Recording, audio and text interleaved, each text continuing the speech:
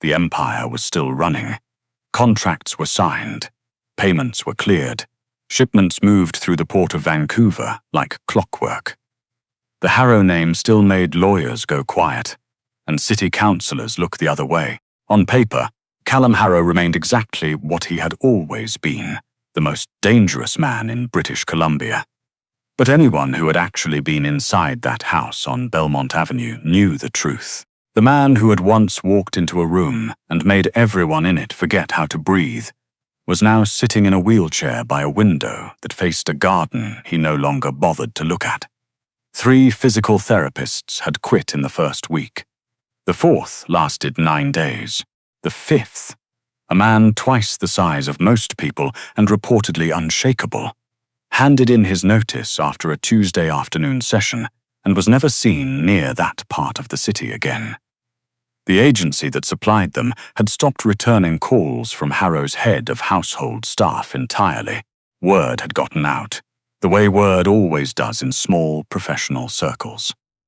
Callum Harrow did not want to recover, and he had enough resources, enough cruelty, and enough silence around him to make sure no one could force him to. His spine had been damaged in an accident 14 months ago. The doctors had been careful about what they promised and what they didn't. There was sensation, there was partial function, there was, in their measured clinical language, meaningful potential for significant recovery with sustained rehabilitation. Callum had listened to that sentence once, nodded once, and never brought it up again. Nadia Ose had taken the job because her landlord had raised the rent in September. Her car needed new brake pads, and her younger brother's college tuition was due in 3 weeks. Not because she had any illusions about what the position entailed or who it was for. She was 31 years old. She had a diploma in business administration, 4 years of experience doing contract bookkeeping for small firms across the Lower Mainland, and one very specific skill that had kept her employed in industries most accountants preferred to avoid. She was extraordinarily good at not asking questions that weren't hers to ask. The staffing agency had described the role as household financial coordinator. She had understood that to mean something adjacent to personal accountant. She had not expected to be met at the door by a man named Terence, who had the build of a refrigerator and the affect of someone who had spent years learning to express nothing at all, and who handed her a non-disclosure agreement before she had even taken off her coat. She signed it. She needed the work. The house was enormous and very quiet. Not the kind of quiet that comes from peace, but the kind that comes from everyone inside it being very careful. The staff moved through the corridors the way people move through a hospital, efficiently, without unnecessary sound, eyes forward. Terence showed her to a small office on the ground floor. There was a desk, a laptop already set up with access credentials, and 2 filing cabinets. The files inside them were meticulous. Whoever had done this work before her had been precise almost to the point of obsession. "You'll report directly to Mr. Harrow," Terence said, pausing in the doorway. "He reviews the household accounts every Thursday. He will come to you. You do not go to him." "Understood," Nadia said. Terence looked at her for a moment longer than was strictly necessary. "He is not easy to work for, I've been told." "You've been told it abstractly," he said. "It will be different in person." She thanked him and he left, and she sat down at the desk and opened the first file and started reading, because that was the only way she knew how to begin anything. She did not meet Callum Harrow until her 4th day. She had heard him, though. Twice she had heard his voice from somewhere further in the house. Low, flat, precise, the kind of voice that did not raise itself because it had never needed to. Once she had heard him say something she couldn't make out, followed by a silence so complete it felt like a held breath. And then the sound of a door closing very quietly. She kept her head down. She did her work. She asked Terence one question on her 2nd day about a discrepancy in the fuel receipts from the previous quarter, and he confirmed what she had already suspected, and she corrected the records and moved on. She did not ask anything else. On Thursday morning, she arrived at her office at 8, made coffee in the small kitchen down the hall, and returned to find the doorway occupied. He was not what she had pictured, though she had tried not to picture anything. Callum Harrow was tall, even seated, broad through the shoulders in a way that made the wheelchair look insufficient for the job of containing him. He had dark hair going grey at the temples, a jaw that looked like it had been cut from something deliberate, and eyes that were an unremarkable grey-green, but moved with the kind of attention that made unremarkable irrelevant.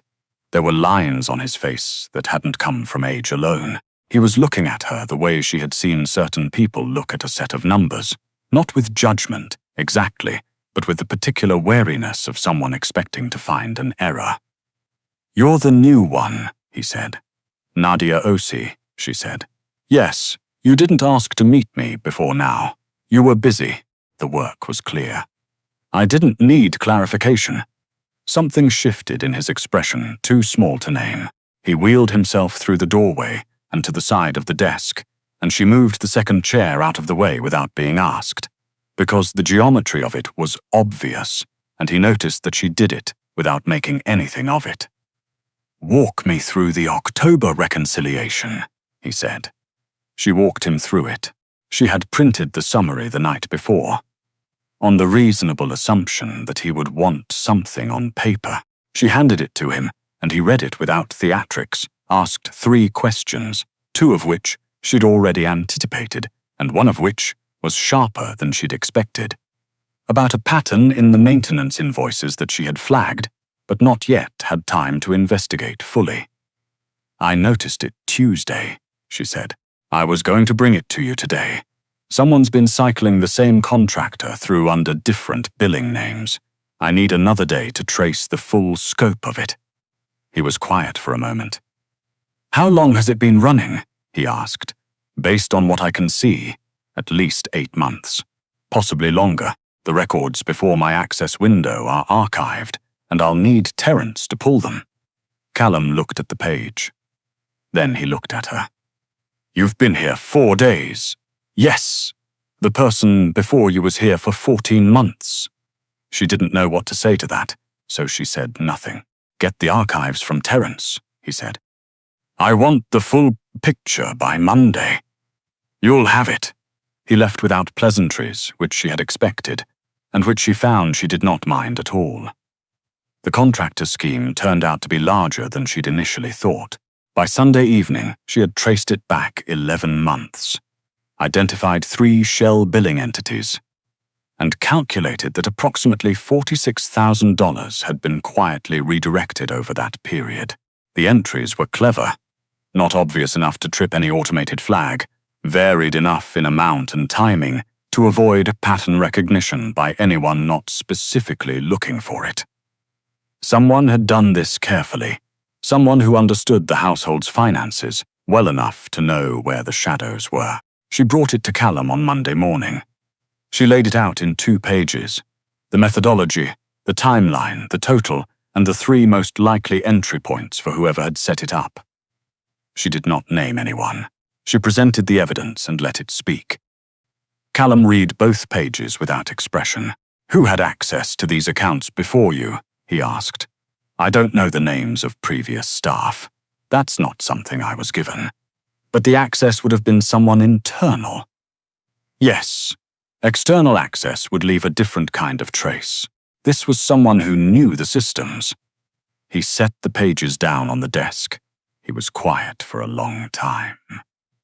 Not the kind of quiet that means a person is thinking, the kind that means they have already thought, and are now deciding how much of what they know to say out loud. "You could have brought this to me Friday," he said. "Why didn't you?" "Because I didn't have the full picture Friday. I brought it to you when I had something complete." He looked at her again in that particular way.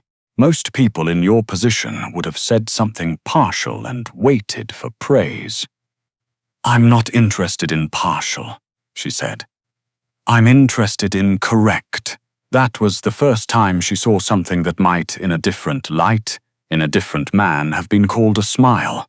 It didn't reach his mouth, It didn't quite reach his eyes, but it passed through his face like weather, briefly, and then it was gone. "Correct," he said, as if testing the word. "All right, Osei, I'll take it from here." She learned, over the weeks that followed, how to exist in a house like that. There were things you understood quickly. You did not linger in the East Corridor after 7 in the evening. You did not speak to the man named Galt, who came on Wednesdays and left no record of his visits. You did not ask why certain rooms on the second floor were always locked, or why the exterior cameras had a blind spot near the back gate that seemed too precise to be an accident. You learned these things not because anyone told you, but because you watched.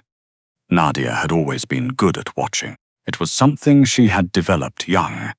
The way children who grow up, trying not to take up too much space, develop fine-tuned awareness of what's happening at the edges of a room. She was plus size in a world that had opinions about that, and she had spent years learning to move through professional spaces as if she was smaller than she was, quieter, less present. It was a habit she was not entirely conscious of anymore. She wore dark colors to her first week of work. She did not offer opinions that weren't asked for. She took up exactly the amount of space her desk occupied and no more. Callum noticed this in the oblique way he noticed most things.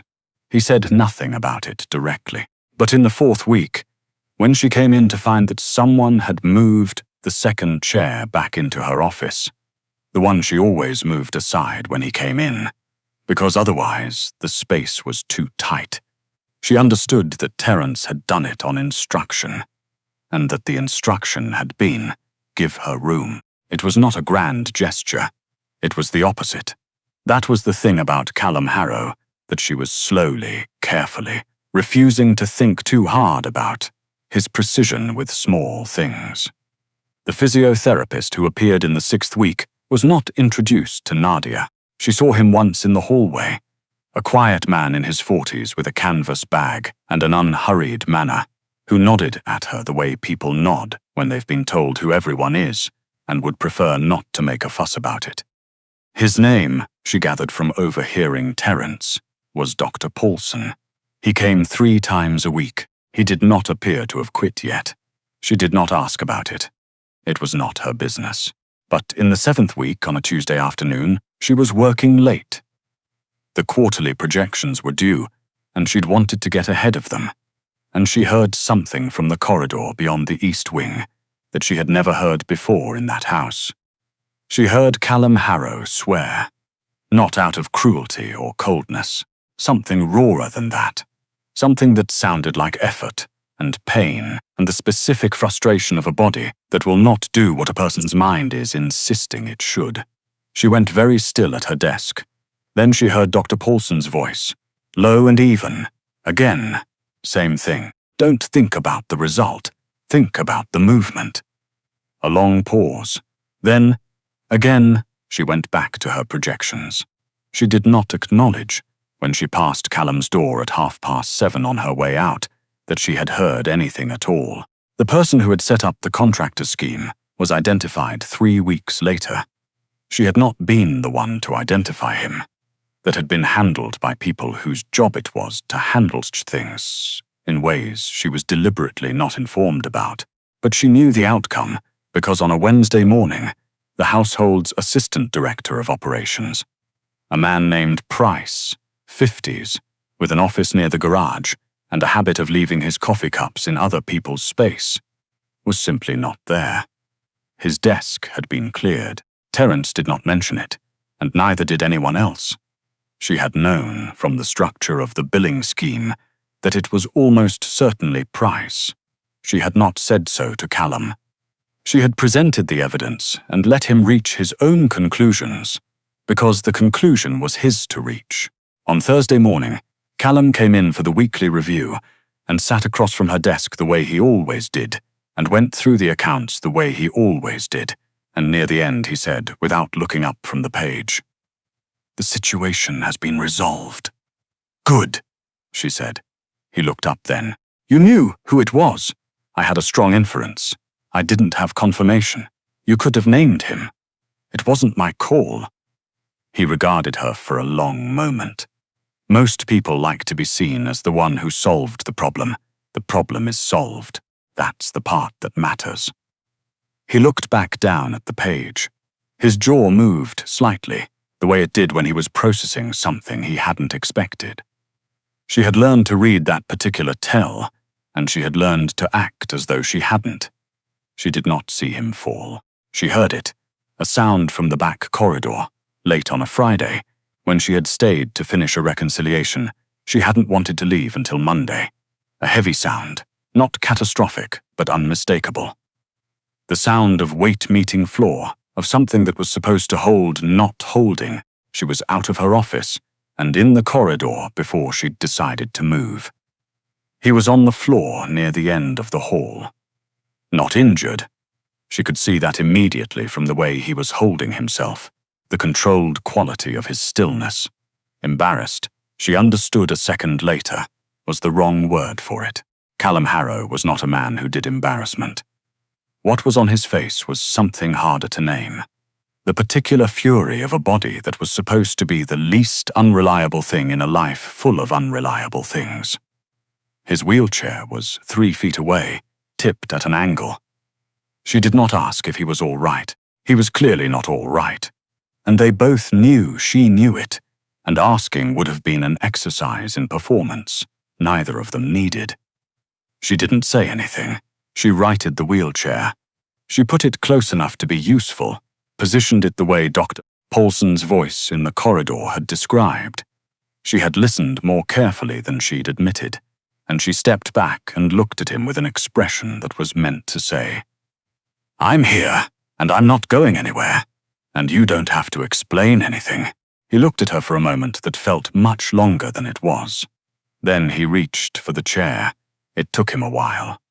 She did not help unless he indicated it, and he did not indicate it. She watched the wall above his head and listened for changes in his breathing in case the situation shifted, and otherwise, she was simply present, which was apparently the only thing required.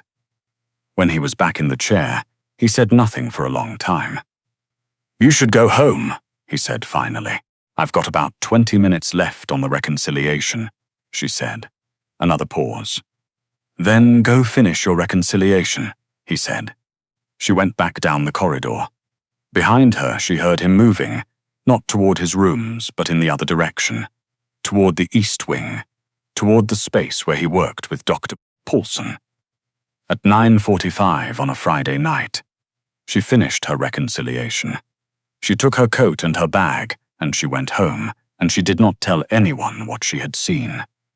The weeks after that were different, though nothing was said about why. He came to the Thursday sessions with something almost like focus, not the guarded neutrality of before, but a directness that felt like a decision. He asked better questions. He stopped ending the meetings abruptly and started occasionally, asking her what she thought about things adjacent to the work, about the structures, the systems, whether she'd noticed things he might have missed. She answered carefully and honestly, the way she always did. She did not read more into it than was there. Her brother's tuition had been paid. The brake pads had been replaced. She had moved into a slightly better apartment in East Vancouver, because she could, finally, afford to. These were the things she had needed, and she had them, and she kept the rest of her thoughts where they belonged, at a professional distance from a man who paid her salary. She was very disciplined about this. She was also, if she was honest with herself, in the quiet of her own apartment on Tuesday evenings, not entirely successful. There was a meeting she wasn't supposed to know about. She knew about it anyway, because the scheduling changes it caused rippled through the household accounts in ways that were legible if you understood the patterns. Extra catering costs logged against a shell category. Vehicle expenses that didn't match any regular movement. A security labor charge that was 4 times the usual Thursday night figure. She logged it, reconciled it correctly, said nothing, but she understood. Something significant had happened. A decision had been made at the level where Callum's decisions actually got made, which was a level several floors below the one she worked on. She found out what it was by accident 3 days later when she went to the East Wing supply closet for a new ink cartridge and heard 2 members of the house sorts talking around the corner, low-voiced and unaware of her. Gault's done. They're cutting the whole Vancouver arrangement. Callum approved it. Callum called it. He's been planning it for 6 weeks, apparently. The whole Western restructure. Full audit, new management on every account. A pause. He's not running it from the chair anymore, the other voice said, quieter now. He's been in those meetings standing. She took the ink cartridge and went back to her office and sat down and looked at the wall for a moment. She thought about a Friday night and a corridor and a man on the floor who had not asked for help and had not needed to. She put the thought away and opened the next file. He came to the Thursday meeting in March and sat across from her the way he always had, and they went through the accounts the way they always had, and at the end he set the last page down and did not immediately make a move to leave. She waited. "You've been here 5 months," he said. 6, as of last week. He accepted the correction with a small tilt of his head. "The household runs differently than it did before you. The records are more accurate than they were. That changes how the information looks, not necessarily how the operation runs." "That's not what I mean." She looked at him. He was looking back at her with an expression she had learned to recognize, but had never decided what to call. It was the expression he wore when he was saying the thing he actually meant, which was rarer than most people would assume from a man in his position. "I mean," he said carefully, "that this house is different, the way things function." He paused, and Callum Harrow was not a man who paused, which meant the pauser was doing real work, the quality of things. "I've tried to be thorough," she said, which was true, and also the safest thing in the room to say. "You've been more than thorough." He paused again, and this time she recognized it for what it was. Not a gap, but a choice. He was deciding what the next sentence would be. "I'd like you to stay. I am staying. I'm under contract until... I'd like you to stay beyond that," he said, permanently. "I'd like to restructure the role. More responsibility, more scope, better compensation." And then, in the same measured voice, "And I'd like that not to be the only reason you stay." The office was very quiet. "That's a complicated thing to say," she said finally. "I'm aware. I work for you. I know. She gestured slightly at the room, which was a proxy for everything the room implied. The house, the name, the weight of what he was. "I know that too," he said. "I'm telling you anyway." She looked at him for a moment, at the grey-green eyes that had watched everything since the day she arrived, that had noticed the chair and the billing pattern and the Friday night, and every small competence she had brought to work and tried not to make a big deal of. "I need to think," she said.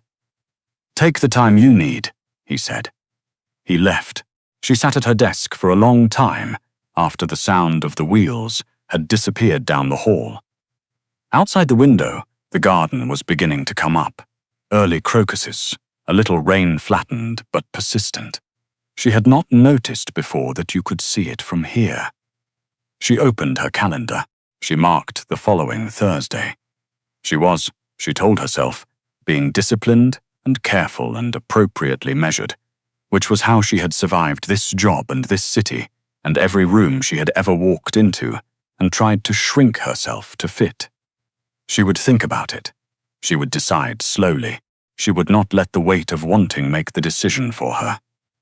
By Wednesday night, she already knew the answer. She just wanted to give it to him in person.